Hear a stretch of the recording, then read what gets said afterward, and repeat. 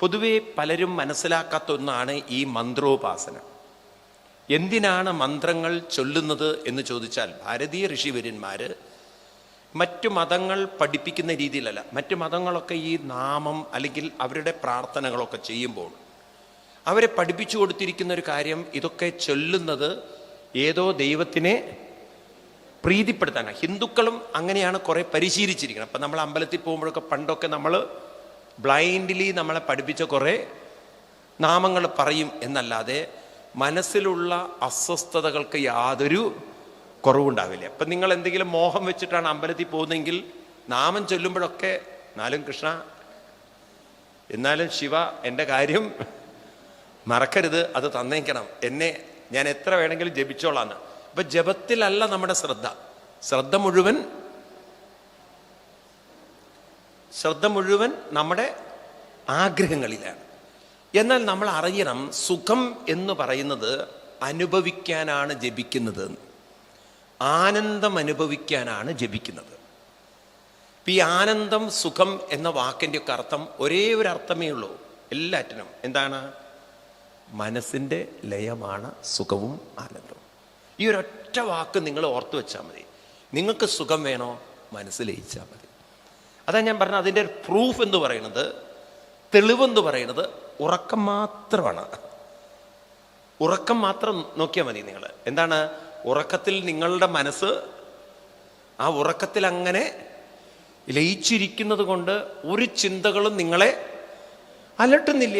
വല്ലതും അലട്ടുന്നുണ്ടോ? അതുകൊണ്ട് നിങ്ങൾക്ക് ദുഃഖവുമില്ല, ദുരിതവും കഷ്ടപ്പാടൊന്നുമില്ല. നിങ്ങളെ ഉറങ്ങുന്ന സമയത്ത് നിങ്ങളുടെ എന്താണ് പറയുക, നിങ്ങളുടെ കടുത്ത ശത്രുവിൻ്റെ അടുത്ത് കൊണ്ട് കടത്തി വെക്കൂ. നിങ്ങൾ നല്ല ഉറക്കം വന്നിരിക്കുന്ന സമയത്ത് നിങ്ങൾക്ക് കണ്ണെടുത്താൽ കണ്ടുകൂടാത്ത ഒരാളുടെ അടുത്ത് കൊണ്ടുപോയി നിങ്ങളെ കടത്താം. ഇപ്പോൾ ഒരു മരുമകളും അമ്മായിയമ്മയും ഒട്ടും യോജിക്കാത്തതാണ് വരാൻ ചോദിക്കുക. രാത്രി ഉറങ്ങിക്കഴിഞ്ഞാൽ ഈ മരുമകളെ പിടിച്ചിട്ട് അമ്മായിയമ്മയുടെ അടുത്ത് കൊണ്ട് കിടത്തി വെക്കും. വേണമെങ്കിൽ രണ്ടുപേരും അങ്ങോട്ടും ഇങ്ങോട്ടും മേല് കാല് വെച്ച് കിടന്നുറങ്ങിണ്ടാവും, സുഖമായിട്ട് കിടന്നുറങ്ങിയിട്ടുണ്ടാവും. ബോധം വരുമ്പോഴാണ്, ഓ, ഈ മഹാദുഷ്ടയുടെ അടുത്താണോ ഞാൻ ഇന്നലെ കടന്നത് എന്നുള്ള ചിന്ത വരുന്നത്. അതുവരെ ഒരു ദുഃഖവും ഇല്ല. ഉണ്ടോ? ചിലപ്പോൾ ഇങ്ങനെ കൂർക്കത്തിൽ വരെ അങ്ങോട്ടും ഇങ്ങോട്ട് വർത്തമാനമൊക്കെ പറഞ്ഞിട്ടുണ്ടാവും, എന്തെങ്കിലുമൊക്കെ പറഞ്ഞിട്ടുണ്ടാവും. എന്നാലും അവരുടെ ഇടയിൽ ഒരു അലോക്യക്കെടും ഉണ്ടാവില്ല. എപ്പോഴാ ദുരിതം വരുന്നത്?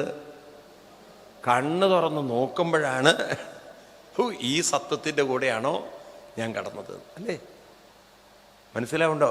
ചില കുട്ടികളൊക്കെ കടന്നുറങ്ങിക്കഴിഞ്ഞാൽ കുട്ടികളെ ചിലപ്പം അമ്മമാർ വീട്ടിൽ മുതിർന്നവരുടെ അടുത്ത് കൊണ്ട് കിടത്തും, അല്ലെങ്കിൽ ചിലപ്പം അമ്മ അച്ഛൻ്റെ അടുത്ത് കൊണ്ട് കിടത്തും. രാത്രി 2 വീക്ക് ഇവൻ്റെ അടുത്ത് നിന്ന് കിട്ടുമ്പോഴാണ് അച്ഛന് പെട്ടെന്ന് ബോധം വരും, ഇവനാണ് എൻ്റെ അടുത്ത് കിടക്കണമെന്നുള്ളത്. കാരണം അവൻ ചിലപ്പം ചവിട്ടും കുത്തും ഒക്കെ ഉള്ള കൂട്ടത്തിലായിരിക്കും. ഈ തരത്തിലൊക്കെ നമുക്ക് ഉറങ്ങിക്കഴിഞ്ഞാൽ ലോകം എന്ന് പറയുന്നത് നമ്മുടെ മുന്നിൽ പൂർണ്ണമായി കെട്ടടങ്ങി. അതുപോലെ നമ്മൾ നാമത്തിൽ മുഴുകിയാലോ, അപ്പം നമുക്ക് ഒരു അസ്വസ്ഥതകളുമില്ലാത്ത ഒരു മാനസികാവസ്ഥ കൈവരിക്കാൻ പറ്റും. അതുകൊണ്ട് ഇതിൻ്റെ പേര് ഉപാസന എന്നാണ്. അപ്പം ഭാരതീയ ഋഷിവര്യന്മാർ ഉപാസനയ്ക്ക് 3 ഘട്ടങ്ങളാണ് പറഞ്ഞിട്ടുള്ളത്, 3 അവസ്ഥകളാണ്. അതിലൊന്നാമത്തത്, ആദ്യത്തെ അവസ്ഥ എന്ന് പറയുന്നത് ഏകാഗ്രത വികസിപ്പിക്കുന്ന ഘട്ടമാണ്. ഇതിനെ പറയുന്നതാണ് സാലോക്യ ധ്യാനം എന്നുള്ളത്. ഇതാണ് നമുക്ക് വിഗ്രഹാരാധനകളിലൂടെ നേടേണ്ടത്. ഒരു വിഗ്രഹത്തെ തന്നെ ഏറെ നേരം നമ്മൾ കോൺസെൻട്രേറ്റ് ചെയ്ത് കണ്ണ് തുറന്നിരിക്കുക. അപ്പം ഈ കണ്ണ് തുറന്ന് അതിലേക്ക് തന്നെ ശ്രദ്ധിക്കുമ്പോൾ, മനസ്സിനെ അതിലേക്ക് നമുക്ക് ഫോക്കസ് ചെയ്യാൻ പറ്റുമ്പോൾ, നമ്മൾ ഒബ്സർവ് ചെയ്യേണ്ടത് ഈ മനസ്സ് എത്രമാത്രം പുറത്തേക്ക് പോകുന്നത്, മറ്റ് വിഷയങ്ങളിലേക്ക് പോകുന്നത് തടയാൻ നമുക്ക് സാധിക്കുന്നുണ്ട് എന്നുള്ളതാണ്. ഒന്നുകിൽ വിഗ്രഹം, അതാണ് പ്രധാനം, അല്ലെങ്കിൽ പാരായണങ്ങൾ. എന്താണ്? ആവർത്തിച്ചുള്ള പാരായണം നമ്മുടെ ഏകാഗ്രത കൂട്ടിക്കൊണ്ടുവരും.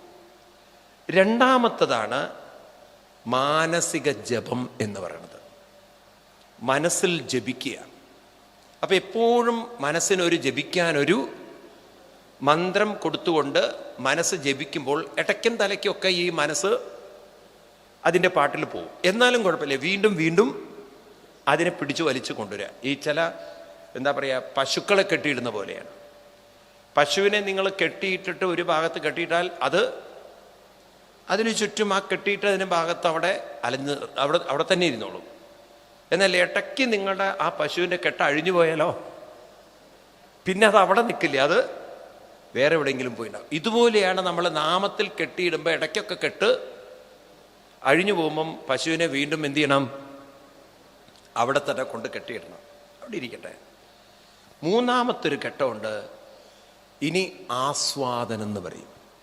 ആസ്വാദനം എന്ന് പറഞ്ഞു കഴിഞ്ഞാൽ ജപിച്ച് ജപിച്ച് ജപിച്ച് ജപിച്ച് ജപിച്ച് ജപിച്ച് ഒരവസ്ഥ എത്തുമ്പോൾ മനസ്സങ്ങനെ കെട്ടടങ്ങാൻ തുടങ്ങും. ഈ കെട്ടടങ്ങുന്ന സമയത്ത് ഉള്ള മാനസിക അവസ്ഥയെ നമ്മൾ ഉള്ളിൽ ആസ്വദിക്കുക. അതായത് അവനവൻ്റെ സ്വസ്ഥത, അവനവൻ്റെ ശാന്തി, അവനവൻ്റെ മനസ്സിൻ്റെ ഒരു നിർമ്മലത നമ്മൾ തന്നെ ആസ്വദിക്കുക. നിങ്ങളിലെ ശാന്തത നിങ്ങൾ ആസ്വദിക്കുക. ഈ ഒരു അവസ്ഥ വരുംതോറും നമുക്ക് ഉള്ളിലുള്ള സുഖത്തെക്കുറിച്ച്, ആനന്ദത്തെക്കുറിച്ച് കൂടുതൽ അനുഭവബോധ്യം വരും. അപ്പം നമ്മൾ എവിടെ എത്തിയിരിക്കണം നോക്കൂ നിങ്ങൾ, ആനന്ദത്തിലേക്ക് നമ്മൾ എത്തി. എവിടേക്കെത്തി? അസ്വസ്ഥതയിൽ നിന്നും ആനന്ദത്തിലേക്ക് നമ്മളെ കൊണ്ടുവരാനുള്ള കഴിവ് നമ്മുടെ ബോധത്തിന് ഉണ്ട്. ഈ കഴിവിനെയാണ് നമ്മൾ ഒരു രൂപത്തെ വെച്ച്, നാമത്തെ വെച്ച്, ഉള്ളിലുള്ള ശാന്തി ആസ്വദിച്ചുകൊണ്ട് നമ്മൾ മനസ്സിനെ പാകപ്പെടുത്തി കൊണ്ടുവരുന്നതെങ്കിൽ ആനന്ദം അനുഭവിക്കാൻ ഇവിടെ എല്ലാവർക്കും കഴിവുണ്ട്. അപ്പം ആ ആനന്ദം അനുഭവിക്കണമെങ്കിൽ ഞാനെന്ന ഭാവം അത് തോന്നായികവേ. ഞാനെന്ന ഭാവത്തെ തോന്നരുത്. അപ്പം ഈ ഞാനെന്ന ഭാവം എന്തായി തോന്നരുതെന്ന് പറയുന്നത് ശ്രദ്ധിക്കുക. ഈ ഞാനെന്ന ഭാവം വരുന്നത് നിരീക്ഷകൻ, ശ്രദ്ധിക്കണം, നിരീക്ഷകനെ വിട്ടിട്ട് നിരീക്ഷണത്തിലേക്ക് പോകുമ്പോഴാണ് ഞാനെന്ന ഭാവം. ഞാൻ എന്നത് നിങ്ങളിലെ നിരീക്ഷകനല്ല, നിരീക്ഷണമാണ്. മനസ്സിലായില്ല? നിങ്ങളിലെ ഞാൻ, ആ ഞാനിനെ പോലും നിങ്ങൾക്ക് അറിയാൻ പറ്റും. നിങ്ങളിലെ ഞാനിനെ പോലും നിങ്ങൾ ഇടയ്ക്കിടയ്ക്ക് അറിയുന്നുണ്ട്. ഞാൻ എന്തിനാ ഈ വേണ്ടാത്തത് ചിന്തിക്കുന്നത്? ഞാൻ എന്തിനാ ഈ വേണ്ടാത്തത് ആലോചിക്കുന്നത്? എനിക്കെന്ത് കാര്യമുണ്ട്? ഞാൻ എന്തിനാ ഇങ്ങനെ വെറുതെ ഇതിനെക്കുറിച്ച് അസ്വസ്ഥനാവേണ്ട കാര്യം? അപ്പം നമ്മളെ അറിയുന്നുണ്ടല്ലോ. അപ്പം നമ്മളെ അറിയാതെ പോകുമ്പോൾ നമ്മളിലെ നിരീക്ഷകൻ നിരീക്ഷണമായി മാറി. നിരീക്ഷിക്കപ്പെടുന്ന ഞാനെന്ന ഭാവത്തിൽ നിങ്ങൾ പെട്ടുപോയാൽ അത് വേണ്ടാത്ത രാഗദ്വേഷങ്ങളിൽ കുരുങ്ങും. ഒന്നുകിൽ അത് ഇഷ്ടപ്പെട്ട വേണ്ടാത്ത കാര്യങ്ങൾ അത് പറഞ്ഞുകൊണ്ടേയിരിക്കും, പ്രവർത്തിച്ചുകൊണ്ടേയിരിക്കും. അല്ലെങ്കിൽ അത് അതിനിഷ്ടമില്ലാത്ത കാര്യങ്ങൾ പറഞ്ഞുകൊണ്ടിരിക്കും. കാരണം നിങ്ങൾ നിരീക്ഷകനിലല്ല ഇരിക്കുന്നത്, നിരീക്ഷണത്തിലാണ്. ഞാനെന്ന ആ വ്യക്തിത്വം, ഞാനെന്ന ഭാവം, അത് നിരീക്ഷണമാണ്. ഞാൻ പറയുന്നത് വളരെ ശ്രദ്ധിക്കണം, നിങ്ങൾക്കതൊന്നുകൂടി മനസ്സിലാക്കാൻ വേണ്ടി പറയാം. നമ്മൾ വളരെ ഉള്ളിലേക്ക് ഇറങ്ങിച്ചെന്ന് മനസ്സിലാക്കേണ്ട ഒരു കാര്യമാണ്. നമ്മളിലൊക്കെ ഉള്ളൊരു ഭാവമാണ് എന്ത്? ഞാൻ ഞാൻ ഞാൻ. എല്ലാവരും എപ്പോഴും അവനവനെക്കുറിച്ച് ചിന്തിക്കുന്നുണ്ട്. പക്ഷെ ഞാനിനെക്കുറിച്ച് നമ്മൾ പറയുമ്പോൾ ഈ ഞാൻ എന്ന് പറയുന്നതിനെക്കുറിച്ച് നമുക്കൊരു ബോധമില്ലേ? മനസ്സിലായില്ല? എന്നിലെ ഞാൻ എന്ന് പറയുമ്പോൾ എനിക്ക് എന്നെക്കുറിച്ചൊരു ബോധമുണ്ട്. നിങ്ങൾ നോക്കൂ, ആ ബോധത്തിൻ്റെ കാഴ്ചപ്പാടിൽ നിന്ന് ഞാൻ പോയി കഴിഞ്ഞാൽ പിന്നെ ഞാൻ എവിടെ ഇരിക്കുന്നത് അറിയോ? എനിക്ക് ഇഷ്ടപ്പെട്ടതും ഇഷ്ടപ്പെടാത്തതുമായ മറ്റ് ചിന്തകളിലാണ്. അപ്പം ഞാൻ ഏതോ ചിന്തകളിലേക്ക് അങ്ങനെ ഇറങ്ങിപ്പോയി. പിന്നെ ഞാൻ എല്ലാം മറന്നു, ഞാൻ ആ ചിന്തകളിൽ അങ്ങനെ മുഴുകിച്ചേരുകയാണ്. എന്നാൽ എപ്പോൾ എനിക്ക് തിരിച്ചറിവ് വരുന്നു, ഞാൻ എന്തിനാ എൻ്റെ സമയം ഇങ്ങനെ വേസ്റ്റാക്കി കളയണം? അപ്പം ഞാനിലേക്ക് വീണ്ടും തിരിച്ചു വന്നു. അതോടുകൂടി ഞാൻ അതുവരെ ചിന്തിച്ചതെല്ലാം മാറ്റിക്കൊണ്ട് ഞാൻ മറ്റൊരു കാര്യത്തിലേക്ക് എന്നെ തിരിച്ചുവിടുമ്പോൾ ഈ ഞാനിനെ ശ്രദ്ധ തിരിക്കണമെങ്കിൽ നിങ്ങളിൽ ഞാനിനെ മാറ്റിയെടുക്കാനുള്ളൊരു ഉൾക്കാഴ്ച വേണോ വേണ്ടയോ? എൻ്റെ ചോദ്യം അതാണ്. ഞാനൊരു കാര്യത്തിൽ മുഴുകിയിരിക്കുന്നു, ആ കാര്യം എനിക്ക് ഇപ്പം നിങ്ങൾ നാമം ചൊല്ലുന്നു, നാമത്തിൽ അങ്ങനെ മുഴുകിയിരിക്കുമ്പോഴാണ് നിങ്ങൾക്ക് ചെയ്യേണ്ടതായിട്ടുള്ളൊരു കാര്യമുണ്ടെന്ന്, എന്തോ ഒരു ഉത്തരവാദിത്തപ്പെട്ട ഒരു കാര്യമുണ്ട്. ആർക്കെങ്കിലും മരുന്നെടുത്ത് കൊടുക്കലേ അല്ലെങ്കിൽ ആർക്കെങ്കിലും ഒരു ഫോൺ ചെയ്യലോ ഉത്തരവാദിത്തപ്പെട്ട കാര്യം. ഈ ഉത്തരവാദിത്തപ്പെട്ടൊരു കാര്യം നിങ്ങളുടെ മനസ്സിലേക്ക് കടന്നു വരുമ്പോൾ ഉടനെ തന്നെ നിങ്ങൾ ആ ധ്യാനമോ ജപമൊക്കെ നിർത്തി നിങ്ങളുടെ ആ ഒരു കാര്യം ഉടനെ ചെയ്യാൻ തീരുമാനിക്കുമ്പോൾ നിങ്ങളിലൊരു നിരീക്ഷകനില്ലെങ്കിൽ നിങ്ങൾക്കത് സാധിക്കുമോ?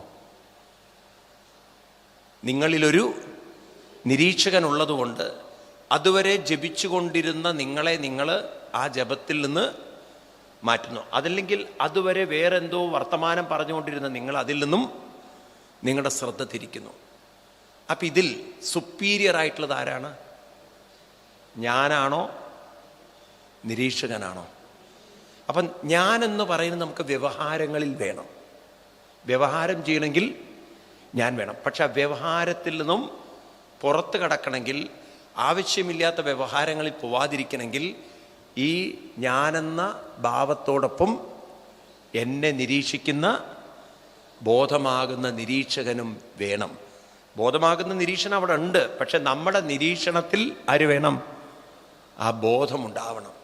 അപ്പം ആ ബോധത്തിലെ നമ്മൾ ഓർത്തുകൊണ്ട് അറിഞ്ഞുകൊണ്ട് മനസ്സിലാക്കിക്കൊണ്ട് നമ്മൾ ഞാനെന്ന ഭാവത്തിലൂടെ കടന്നു പോകുമ്പോൾ ഈ ഞാനെന്ന ഭാവം എപ്പോഴും നമുക്ക് എടുക്കാനും സാധിക്കും, വിടാനും സാധിക്കും. എടുക്കാൻ പ്രയാസമില്ല, പ്രയാസം വിടാനാണ്. ഇത് സാധിച്ചുവോ ജീവിതത്തിൽ വലിയ ദുരിതങ്ങളെ നമുക്ക് കട്ടി കുറയ്ക്കാം. കാരണം നിങ്ങളുടെ ഞാനെന്ന ഭാവമാണ് നിങ്ങളെ വിഷമിപ്പിക്കുന്ന ചിന്തകളെ അഭിനിവേശം ആവർത്തിച്ച് ചിന്തിക്കുന്നത്. എന്നാൽ നിങ്ങൾ ഒരു ചോദ്യം നിങ്ങളോട് ചോദിച്ചാൽ മതി, ഞാൻ എന്തിനാണ് ഇതെല്ലാം ചിന്തിച്ചു കൂട്ടുന്നത്? അപ്പം നമ്മുടെ ശ്രദ്ധയെ നമുക്കതിൽ നിന്നും മാറ്റിയെടുക്കുമ്പോൾ നിങ്ങളിലെ നിരീക്ഷകൻ, അതുവരെ നിങ്ങളിലുള്ള ഞാനെന്ന ഭാവത്തിൽ കുരുങ്ങിക്കിടന്ന നിങ്ങൾ അതിൽ നിന്നും നിങ്ങളെ പുറത്തേക്ക് കൊണ്ടുവരുമ്പോൾ നിങ്ങളുടെ അതുവരെ അനുഭവിച്ച വലിയ ദുരിത ദുഃഖങ്ങൾക്കൊരു ശമനം ഉണ്ടാക്കി തന്നു. അപ്പം നമുക്ക് തന്നെ നമ്മളെ ക്യൂർ ചെയ്യാൻ, നമുക്ക് തന്നെ നമ്മളെ ദുരിതങ്ങളെ മാറ്റിയെടുക്കാൻ ഒരു ശക്തി നമ്മളിലുണ്ട്. അതുകൊണ്ട് എന്തു പറഞ്ഞു? ഞാനെന്ന ഭാവം അതു തോന്നുക. അപ്പം ഞാനെന്ന ഭാവം തോന്നരുതെന്ന് പറഞ്ഞാൽ എന്താ അർത്ഥം? തോന്നരുതെന്നാണോ? അതിൻ്റെ സ്ഥൂലാർത്ഥം എടുക്കരുത് നിങ്ങൾ. ഞാനെന്ന ഭാവം ആർക്കാ തോന്നാതിരിക്കുക? ഞാനെന്ന ഭാവത്തിലേ നമുക്ക് ലോകവുമായി ഇടപഴകാൻ പറ്റുള്ളൂ. നമുക്ക് വേണ്ടത് എന്താണ്? ഞാനെന്ന ഭാവത്തെ നിരീക്ഷിക്കാൻ സാധിക്കലാണ്. ഞാനെന്ന ഭാവത്തെ നിരീക്ഷിക്കാൻ സാധിക്കണം. അപ്പം നമുക്ക് ആവശ്യമുള്ളതും ആവശ്യമില്ലാത്തതും വേണ്ടതും വേണ്ടാത്തതും തിരിച്ചറിഞ്ഞുകൊണ്ട് വേണ്ടാത്തതിൽ നിന്നും വേണ്ടുന്നതിനേക്കാൾ വേഗതയിൽ നിന്നും പുറത്ത് കടക്കാൻ നമുക്ക് സാധിച്ചാൽ നമുക്ക് ദുരിത ദുഃഖങ്ങളൊക്കെ ഉണ്ടെങ്കിലും അതിൻ്റെ സ്വാധീനതയുടെ തീവ്രത കുറയ്ക്കാൻ പറ്റും. മനസ്സിലാവുണ്ടല്ലോ? ഇതൊരു വലിയ ശക്തിയാണ്. ഇന്നത്തെ കുട്ടികളൊക്കെ ഈ നാമജപമൊക്കെ പരിശീലിച്ചാലുണ്ടല്ലോ ഒരു വലിയ മാറ്റം ജീവിതത്തിൽ ഉണ്ടാക്കാം. ഈ നാമജപം വെറുതെ അമ്പലത്തിൽ പോയി ജപിച്ചാൽ പോരാ, അതിലേക്ക് നല്ലവണ്ണം ഇറങ്ങിച്ചെന്ന് നമ്മൾ ആസ്വദിച്ച് മുഴുകി ചെല്ലുമ്പോൾ ഇത് തന്നെയാണ് പല ദുഃഖ ദുരിതങ്ങളിൽ നിന്നും പുറത്തു കടക്കാനുള്ളൊരു മാർഗം. ഇതല്ലാതെ ആർക്ക് നമ്മളെ ആശ്വസിപ്പിക്കാൻ പറ്റും?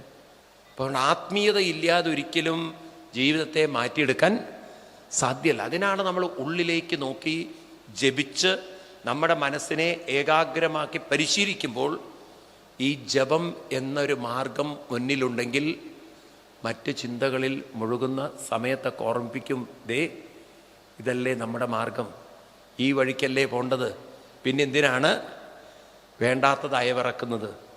ഇത് നമുക്ക് നിരീക്ഷിച്ചുകൊണ്ട് നമ്മളെ മാറ്റിക്കൊണ്ടുവരാൻ നമുക്ക് സാധിക്കും.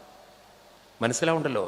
ഇപ്പം ഞാനെന്ന ഭാവം തോന്നരുതെന്ന് പറഞ്ഞു കഴിഞ്ഞാൽ അർത്ഥം എന്താണ്? ഞാനെന്ന ഭാവത്തിൽ തോന്നരുത്. അതിൽ തോന്നായിക വേണമിക. തോന്നായിക വേണമിക എന്ന് പറഞ്ഞാൽ അതിനെ തന്നെ നമുക്ക് തോന്നരുത് എന്ന് വെച്ചാൽ എപ്പോഴും അതിൽ തന്നെ മുഴുകിയിരിക്കരുത്. അതിൽ തന്നെ നമ്മൾ മുഴുകിയിരിക്കുമ്പോഴാണ് ദുരിതങ്ങളും ദുഃഖങ്ങളും വേദനകളും അലട്ടത്. പിന്നെ എന്താ വേണ്ടത്? തോന്നുന്നതാകിൽ അഖിലം ഞാനിതെന്ന വഴി തോന്നേണമേ വരദ നാരായണ. തോന്നുന്നതാകിൽ എപ്പോഴൊക്കെ ഞാനെന്ന ഭാവത്തിൽ തോന്നുന്നുണ്ടോ, അഖിലം ഞാനിതെന്ന വഴി. അഖിലം എല്ലാം ഞാൻ തന്നെ. അതിങ്ങനെ ഞാൻ തന്നെയാണ് എല്ലാം എന്ന് തോന്നുക? അതെങ്ങനെയാ സാധിക്കുക? അഖിലം ഞാനാണെന്ന് തോന്നുക. അപ്പം മനസ്സിലാക്കണം, എല്ലാവരിലും ഞാൻ ഞാൻ എന്ന് പറയാൻ പ്രേരിപ്പിക്കുന്നത് ഒരേ ബോധം തന്നെയാണ്. ഒരേ ബോധത്തിൽ നിന്നാണ്. എൻ്റെ ബോധം നിങ്ങളുടെ ബോധം എന്നിട്ടൊരു ബോധമില്ല, ഉണ്ടോ? എനിക്കും ബോധമുണ്ട്, നിങ്ങൾക്കും ബോധമുണ്ട്. അപ്പം ആ ബോധം എല്ലാവരിലും ഒരേപോലെയുള്ളൊരു ബോധമാണെങ്കിൽ ഈ ഒരു അനന്തബോധത്തിൽ ആണ് നമ്മളൊക്കെ ഇങ്ങനെ നീന്തി തുടിക്കുന്നത്. അഖിലം അഖിലം ഇത് തന്നെയാണ്, എല്ലാവരും ഇതൊക്കെ തന്നെയാണ് എന്ന് മനസ്സിലാക്കുമ്പോൾ നമുക്ക് ഇവിടെ ഈ ജീവിതത്തിൽ ഒരു തരത്തിലും ദുഃഖിക്കേണ്ട ആവശ്യമില്ല. സത്യത്തിൽ ഇതൊക്കെ നിങ്ങളൊന്നിരുന്ന് ആലോചിച്ച് നോക്കുക. അവനവൻ്റെ ജീവിതത്തിൽ നിങ്ങൾക്ക് മാത്രമേ നിങ്ങളുടെ ശ്രദ്ധയെ, നിങ്ങളുടെ ബോധത്തെ നിങ്ങളെ അലട്ടുന്ന പ്രശ്നത്തിൽ നിന്നും മാറ്റി നിർത്താൻ പറ്റുള്ളൂ. ഇതുപോലെ മറ്റുള്ളവർക്കും അവർ പരിശ്രമിച്ചാൽ മാത്രമേ അവരുടെ ദുഃഖത്തിൽ നിന്ന് മാറാൻ പറ്റുള്ളൂ. അപ്പം നമ്മൾ മറ്റൊരാളെക്കുറിച്ച് ദുഃഖിച്ചത് കൊണ്ടോ മറ്റൊരാളുടെ കുറ്റം പറഞ്ഞത് കൊണ്ടൊന്നും ഒരാളെയും ഇമ്പ്രൂവ് ചെയ്യിക്കാൻ നമുക്ക് സാധ്യമല്ല. നിങ്ങൾക്കൊരാളുടെ മാനസിക വിഷമം പ്രാർത്ഥിച്ച് മാറ്റാൻ പറ്റുമോ? അവരും നിങ്ങളുടെ പ്രാർത്ഥനയിൽ ഒരുപക്ഷെ നിങ്ങൾ പ്രാർത്ഥിക്കുന്ന കൂട്ടത്തിൽ അവരും ഇങ്ങനെ നിങ്ങളെപ്പോലെ നെഞ്ചത്തടിച്ച് കരയുകയാണെങ്കിൽ കുറച്ച് നേരത്തേക്ക് അവരുടെ വിഷമം പോയി കിട്ടും. എന്തുകൊണ്ടാണ് ആ വിഷമം പോയത്? നിങ്ങൾ പ്രാർത്ഥിച്ചത് കൊണ്ടാണോ? നിങ്ങൾ പ്രാർത്ഥിച്ചത് കൊണ്ടാണോ അവരുടെ അസുഖം മാറുന്നത്, അല്ലെങ്കിൽ അവരുടെ വിഷമം മാറുന്നത്? അവരുടെ ശ്രദ്ധ അവരുടെ വേദനയിൽ നിന്നും അവർ മാറ്റി. എൻ്റെ ഈ ചോദ്യത്തിന് മാത്രം നിങ്ങൾ ഉത്തരം തന്നാൽ മതി. ഒരാളുടെ ശ്രദ്ധ നമ്മൾ എത്ര മാറ്റാൻ ശ്രമിച്ചാലും അവരതിലേക്ക് മാറാൻ തയ്യാറില്ലെങ്കിൽ നമുക്ക് മാറ്റിയെടുക്കാൻ പറ്റുമോ? ഇത്രയും ചോദിക്കാനുള്ളൂ. പറ്റുമോ? പറയൂ. ഒരാൾക്കും ഒരാളുടെ മനസ്സിനെയും മാറ്റാൻ പറ്റില്ല. കൃഷ്ണൻ പറഞ്ഞതാണ് സത്യം. എന്ത്? ഉദ്ധരേത് ആത്മനാത്മാനം. ഇപ്പൊ ഭാര്യ വിചാരിച്ചാൽ ഒരിക്കലും ഭർത്താവിൻ്റെ മനസ്സിനെ ഈ ജന്മം നേരെയാക്കാൻ പറ്റില്ല.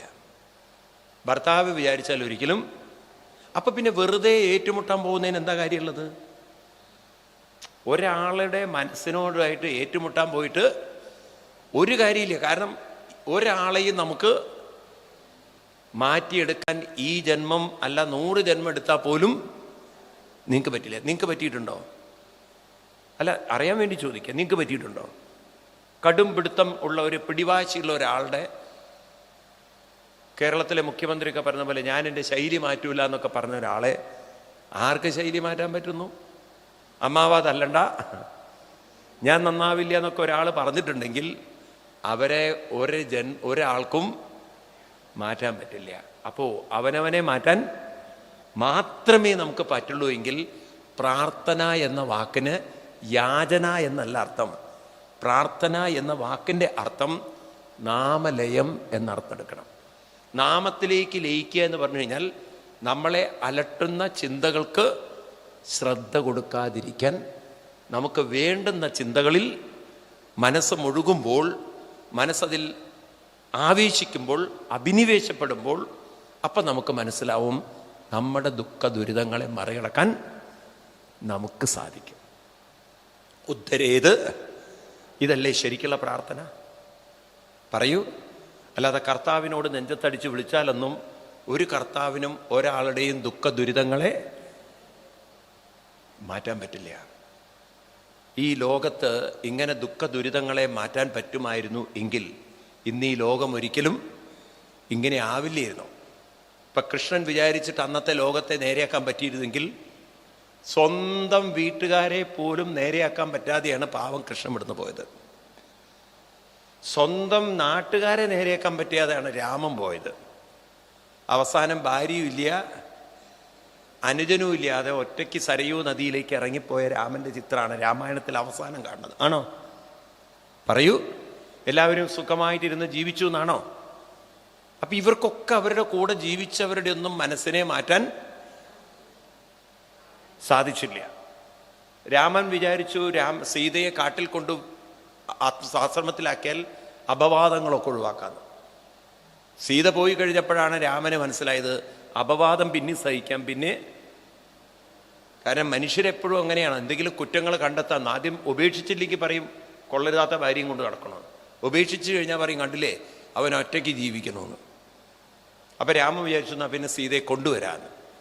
സീതയെ കൊണ്ടുവരാന്ന് പറഞ്ഞപ്പോൾ സീത പറഞ്ഞു ഞാൻ ആ വഴിക്കില്ല എന്ന്. നോക്കൂ, ഓരോരുത്തരും കണക്ക് കൂട്ടുന്നതൊക്കെ നന്നായിരിക്കും, പക്ഷേ കണക്ക് കൂട്ടിയതുപോലെ ആവില്ല ജീവിതം വരുന്നതെങ്കിൽ.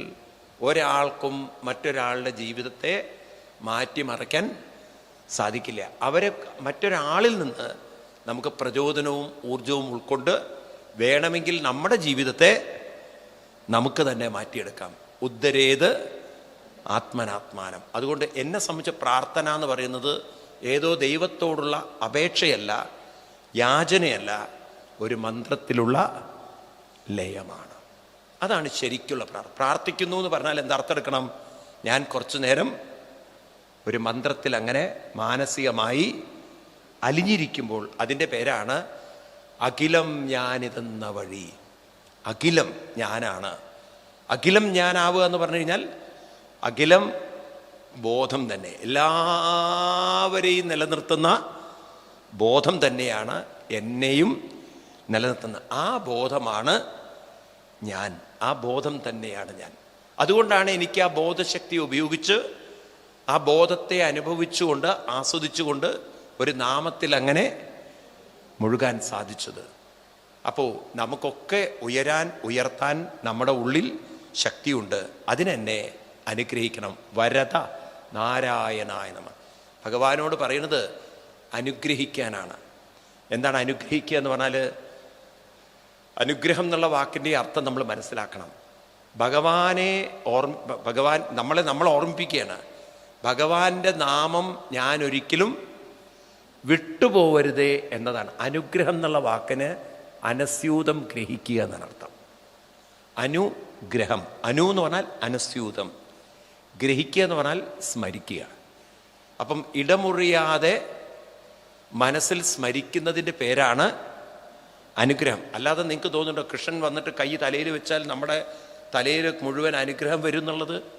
ഇനി കൃഷ്ണൻ ജീവിച്ചിരിച്ചു എന്ന് തന്നെ വിചാരിക്കുക. കൃഷ്ണൻ കൈവച്ച് കഴിഞ്ഞാൽ നിങ്ങളുടെ തലയിലെ എണ്ണ കൃഷ്ണൻ്റെ കയ്യിലാവുക എന്നല്ലാതെ നിങ്ങളുടെ ചിന്തയ്ക്കും സ്വഭാവത്തിനും ഒരു വ്യത്യാസം വരാൻ പോകില്ല.